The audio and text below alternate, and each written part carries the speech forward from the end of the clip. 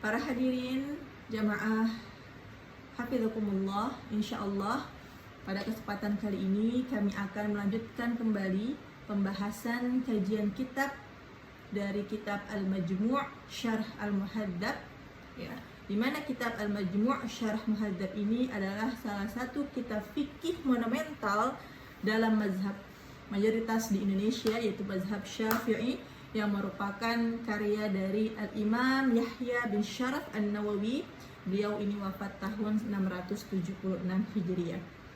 Kitab Al-Majmu' Syarh Al-Muhadzab ini jamaah merupakan penjelasan atau syarah dari kitab Al-Muhadzab fi Fiqhil Imam Syafi'i yang ditulis oleh Al-Imam Abu Ishaq Asy-Syiradi yang wafat tahun 476 Hijriah ya. Jadi kitab yang akan kita kaji yaitu Al-Majmu' Syarh Al-Muhadzab itu merupakan penjelasan dari kitab Al-Muhadzab.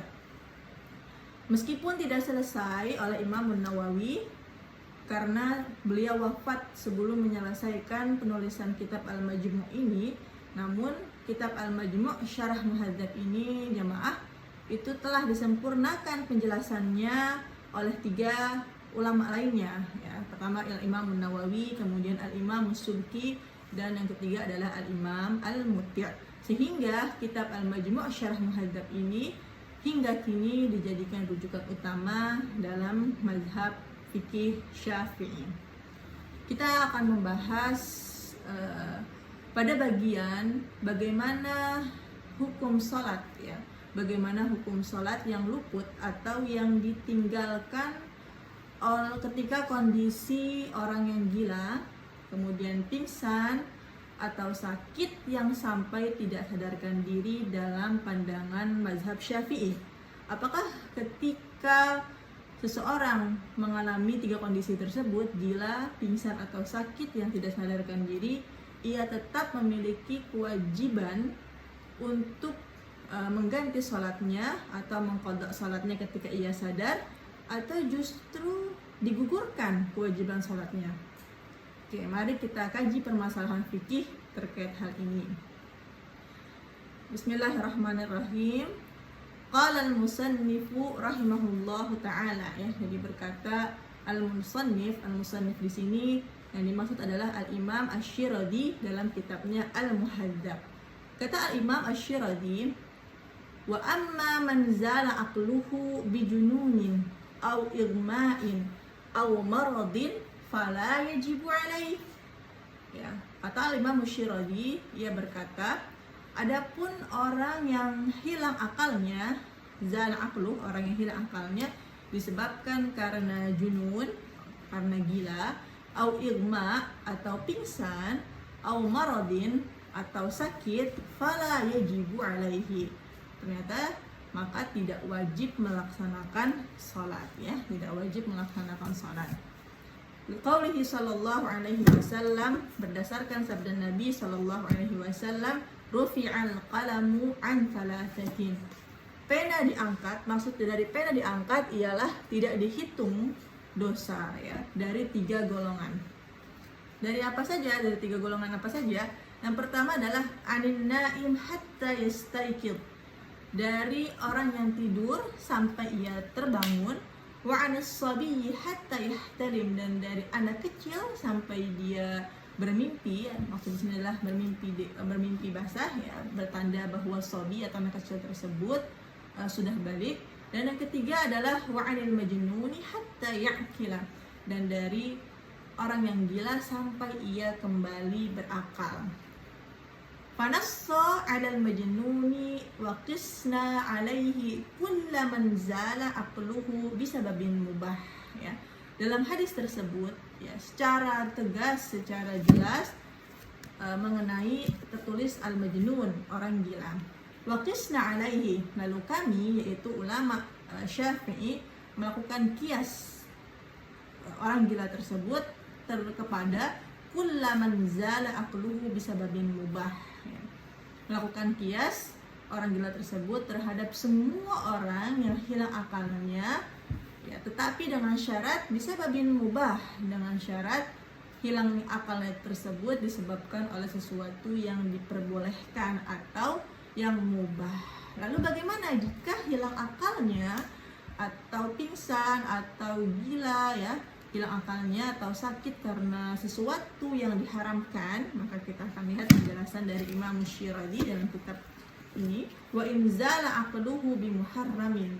Namun jika akalnya ini hilang ya karena perkara yang diharamkan, seperti apa? Kaman syaribal muskira, seperti orang yang meminum sesuatu yang memabukkan, atau istilahnya khamar, orang yang meminum minuman keras, au tanawala dawaan, atau mengkonsumsi obat tapi min ghairi hajatin, tanpa ada kebutuhan medis, tanpa ada keperluan.